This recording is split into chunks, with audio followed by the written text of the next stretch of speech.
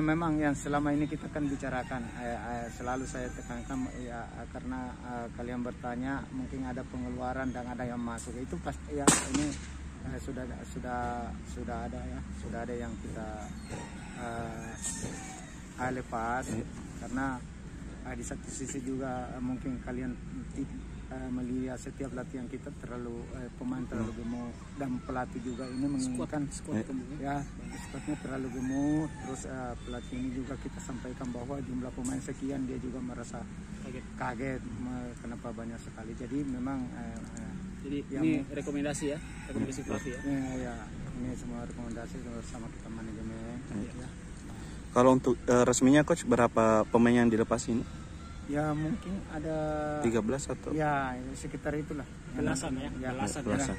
Ya nanti ya mungkin kalian juga tahu ya, kita selama ini kan di putaran pertama kita bagaimana lihat saking gemuknya, jadi ada beberapa pemain bermainnya kurang, terus ya kontribusi juga ada beberapa tidak bisa bersaing dengan pemain-pemain yang lain.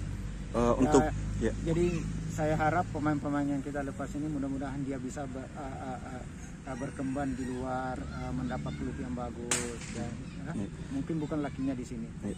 Kalau untuk pemain yang akan datang ini coach berapa kemungkinan di ya nantilah pasti akan datang kan, pelatih baru ini menginginkan kita pelatih ya mungkin maksimum sampai 25-27 orang. 22 orang. 25 lah ya jumlah.